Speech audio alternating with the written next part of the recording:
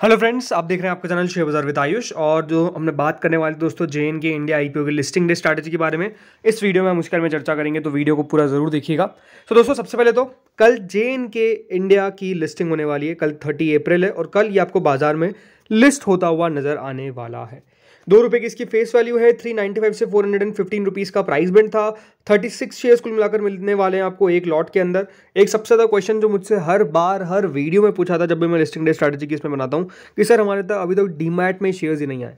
देखिए कोई चिंता करने वाली बात नहीं है। कल 9:15 से पहले वो आपके डीमैट में रिफ्लेक्ट कर जाएंगे। तो अगर आप इस बात को लेकर चिंतित है कि मेरे अभी तक शेयर्स डीमैट में नहीं आए, तो उसको लेकर कृपया करके कोई भी इतनी सी भी चिंता ना करे। वो आपके ऑटोमेटिकली डीमैट में आ जाएंगे, उसको लेकर आप ना घबराएं।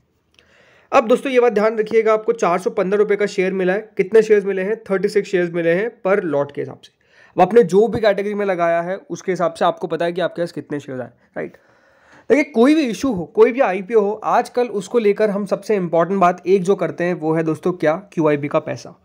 कितना पैसा QIB ने लगाया है वो मैटर करता है, क्योंकि उसके हिसाब से हम कह सकते हैं IPO को लेकर हमारा आउटलुक पॉजिटिव नेगेटिव होता है। तो इसमें बात करते हैं QIB को लेकर। दोस्तों इसके अंदर QIB का पैसा शानदार आया, या फिर मैं ये कह सकता हूँ इस IPO को दिलचस्प बनाया किसने? QIB को। अगर QIB पैसा नहीं लगाता तो नो डाउट दोस्तों ये जो इशू है वो उतना ज़्यादा इंटरेस्टिंग नहीं होता, इसको लेकर इतनी बातें नहीं हो रही होती। पैसा कब आया? आखिरी दिन पैसा आया, इसीलिए दोस्तों हम कह सकते हैं रिटेल का पोर्शन ओनली 4.20 टाइम सब्सक्राइब हो पाया। अदरवाइज हम कह सकते हैं अगर पैसा शुरुआत में दिख जाता, ग्रे मार्केट शुरुआत में चल जाती, तो यहाँ पर पैसा और आ जाता। बट 74 टाइम्स का मतलब क्या है दोस्तों? कुल मिलाकर 9,600 करोड़ के आसपास QIB ने लगाया। अब 74 टाइम सब्सक्राइब हुआ है तो इसका मतलब क्या है कि सबको अलॉटमेंट मिला है क्या? नहीं मिला है। काफ़ी QIB दोस्तों यहाँ पर बाइंग करते हुए नजर आ सकते हैं कल के दिन, ये चांसेस पूरे हैं। जी हाँ, कल हम कह सकते हैं लिस्टिंग के बाद बाइंग इसके अंदर आती हुई नजर आ सकती है। और किसकी तरफ से? स्पेसिफिकली QIB, स्पेसिफिकली HNI, और मैं तो ये भी कहूँगा रिटेल भी कल बाय करते हुए नजर आ सकते हैं। क्यों? बिकॉज सिंपल सी बात है दोस्तों, पैसा जिस तरीके से आया, सबको तो अलॉटमेंट मिला नहीं, लेकिन इसीलिए यहाँ पर कल बाइंग हमको देखने को मिल सकती है। तो चलिए अब आ जाते हैं सेकंड पॉइंट पे। वो क्या है? सेकंड है दोस्तों पॉइंट इसका valuations, right.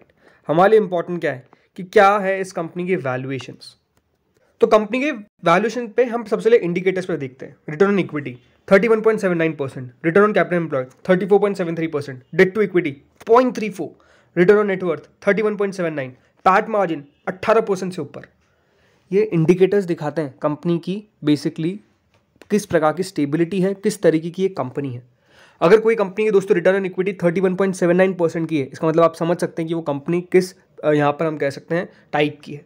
Return capital employed 34.73%, debt to equity बहुत मैनेजेबल 0.34, मतलब एक से नीचे जब भी दोस्तों याद रखिएगा डेट टू इक्विटी रहेगा, मतलब उस कंपनी की जो डेट टू इक्विटी पोजीशन है, यानी जितना कंपनी के ऊपर बोरिंग है वो बेसिकली बहुत ज़्यादा मैनेजेबल है, कंपनी आराम से उसको चुका सकती है। इसके अलावा पैट मार्जिन 18% का कंपनी का मार्जिन है, ये अपने आप में दिखाता है बढ़िया। दूसरी बात वैल्यूएशंस 37.46 के PE पे ये आपको IPO आता हुआ नजर आ रहा है। और इसी सेक्टर में जो बाकी की दो कंपनीज है, भले थर्मैक्स ले लीजिए, भले BHEL ले लीजिए, ये दोनों के वैल्यूएशन आप देख सकते हैं, किसी का 112 का PE है, किसी का 186 का PE है। क्यों है? बिकॉज देखिए इस पूरे इंडस्ट्री में सबसे पहली बात तो प्रॉफिट आना ही बहुत मुश्किल की बात है, और नो डाउट प्रॉफिट आ जाए उसको मैनेज करना मुश्किल सी बात है। इसलिए दोस्तों इनकी जो वैल्यूएशंस आप देखेंगे तो कोई 186 के PE पे ट्रेड कर रहा है, तो कोई 112 के PE पे ट्रेड कर रहा है, और कंपनी कितने पे आई है? 37 के PE पे। इसका मतलब ये अगर आप देखेंगे तो इंडस्ट्री में देखिए इन दोनों कंपनीज को मैं एग्जैक्ट नहीं कहूँगा इसकी पीयर, ये बात आपको पहले बता देता हूँ। काफ़ी लोग बोलेंगे अरे ये तो एग्जैक्ट पीयर है ही नहीं, तो बिल्कुल सही बात है, एग्जैक्ट पीयर नहीं है, बट स्टिल इस इंडस्ट्री के अंदर अगर आप वैल्यूएशन देखेंगे तो थोड़ी सी प्रीमियम पे ही हाल फिलहाल में ये कंपनी ट्रेड हो रही है, तो इसके पास ये भी एक एडवांटेज आ जाता है। तो दो बातें तो हमने समझ ली, QIB का पैसा, कंपनी के आपने पूरे यहाँ पर स्टेबिलिटी देख ली किस तरीके की इंडिकेटर्स किस तरीके के हैं, वैल्यूएशन देख लिया वो भी काफ़ी बढ़िया है। तो ये सारी चीज़ कंपनी के पॉजिटिव में ही ऐड करती है। तीसरी चीज़ क्या होती है? तीसरी चीज़ है दोस्तों बाजार, मार्केट, राइट। सबसे इंपॉर्टेंट तो हमारे लिए मार्केट ही है। मार्केट का मूड माहौल आपको बताइए, आज निफ्टी 200 पॉइंट से ऊपर चला है, तो मार्केट भी पॉजिटिव में ही ऐड हमको होता हुआ दिखेगा। तो ये सारे फैक्टर्स जो है वो अभी दोस्तों कंपनी के हम कह सकते हैं पक्ष में प्ले करते हुए नजर आ रहे हैं। चौथे फैक्टर के बारे में बात करते हैं जो है grey market. Current grey market दोस्तों इसकी 132 रुपये। एक खास बात क्या है, लगातार दोस्तों इसकी ग्रे मार्केट चली है। मतलब ग्रे मार्केट आप देखिए, ग्रे मार्केट शुरुआत हुई थी 15 रुपये से 22 तारीख को, अगले दिन 25 रुपये हुई, जिस दिन IPO बंद हुआ वो उस दिन 85 रुपीज़ हो गई, उसके अगले दिन 107 रुपये, उसके अगले दिन 114 रुपये, उसके अगले दिन 117 रुपये और अब 132 रुपीज़। सो ग्रे मार्केट अगर आप देखेंगे तो ग्रे मार्केट भी एक पॉजिटिव चीज़ क्या ऐड करती है कि ग्रे मार्केट कंटिन्यूसली राइज करी है। जब से इशू बंद हुआ है तब से लगातार बढ़ी है, या फिर हम कह सकते हैं जिस दिन से शुरू हुई है उस दिन से लगातार बढ़ी है। और लगातार दोस्तों जो बढ़ने का सिलसिला है ये थम नहीं रहा है, बढ़ता जा रहा है। हो सकता है कि दोस्तों अगर कोई अगला अपडेट आया तो उसमें भी ग्रे मार्केट बढ़ जाए, तो ग्रे मार्केट भी हम कह सकते हैं साथ है। तो हमने जो भी फैक्टर्स देखे, एक बात आपने समझ ली होगी कि हर फैक्टर अभी आपके पक्ष में ही हमको देखने को मिल रहा है। एक और फैक्टर आपके साथ प्ले कर लेता हूँ, वो क्या है, फिफ्थ फैक्टर है रीसेंट IPO लिस्टिंग्स। भले आप वोडाफोन आइडिया के FPO की लिस्टिंग लीजिए, भारती हेक्साकॉम के IPO की लिस्टिंग लीजिए, सब ने यहाँ पर लिस्टिंग अच्छी ही दी है। तो अभी जो लिस्टिंग हो रही है वो भी दोस्तों हमारे पक्ष में हो रही है। तो अगर आप सोचेंगे तो जो भी मैंने फैक्टर्स के बारे में बात की वहाँ पर कोई नेगेटिव फैक्टर निकल कर आता ही नहीं है, क्योंकि है ही नहीं। अब मैं कोई बना तो सकता नहीं हूँ कि हाँ ये नेगेटिव बात है तो इसको भी हम लेके चलेंगे। ये बात अलग है कि देखिए लिस्टिंग कहीं भी हो सकती है। ये मैं नहीं कहता कि देखिए जो एग्जैक्ट बोल रहा है ये कि करीबन 132 रुपीज़ 547 पे लिस्टिंग होगी तो 547 पे ही होगी, नहीं। ग्रे मार्केट हर बार सही नहीं होता है, ग्रे मार्केट काफ़ी बार गलत भी हुआ है, हो सकता है कि कल भी हो जाए, बट चांसेस कितने हैं? चांसेस ये है कि कल अच्छी लिस्टिंग होगी, इसकी एक्सपेक्टेशंस काफ़ी ज़्यादा है। अब हम एक्सपेक्टेशंस पे बात कर सकते हैं, हम 100% कुछ नहीं कह सकते, ये बात आपको समझ आती है। लेकिन अब बात करते हैं कहाँ पर लिस्टिंग हो सकती है मेरे हिसाब से। देखिए ग्रे मार्केट क्या कह रहा है, ग्रे मार्केट ये कह रहा है कि 132 रुपये ऊपर लिस्ट होगा। इसका मतलब आपको पर लॉट कितना फायदा होगा, 4788 रुपीज़, मोटा मोटी 4800 रुपये ले लीजिए पर लॉट मुनाफा होने की एक्सपेक्टेशंस है, ये ग्रे मार्केट कह रहा है।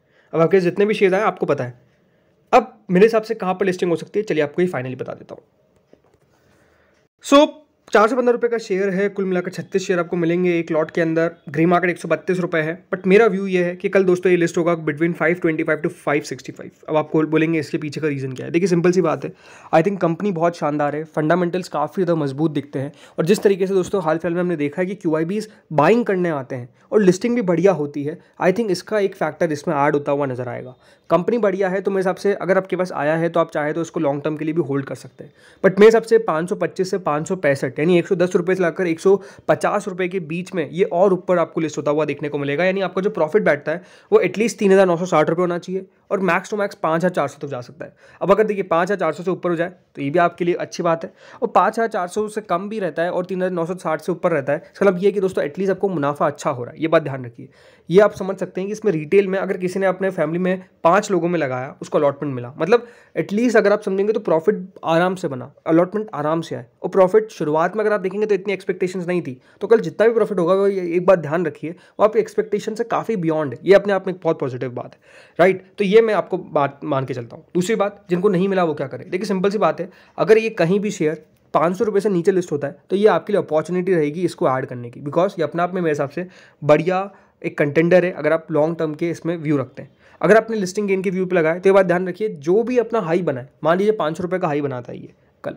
तो 500 रुपये से 5% नीचे यानी ऑलमोस्ट 25 रुपये नीचे आप अपना क्या लगा सकते हैं, स्टॉप लॉस, ताकि आपका प्रॉफिट मैक्सिमाइज सेव रहेगा। 5% का रिस्क आपको ऊपर नीचे लेना है। आपके हिसाब से अगर आपको 4% का रिस्क लेना है तो 4% रखिए, आपको 5 का लेना है, 10 का लेना है, आपके हिसाब से आपको लिस्टिंग पे व्यू बनाना है। बट मेरे हिसाब से 525 से 565 पे ये लिस्ट हो सकता है।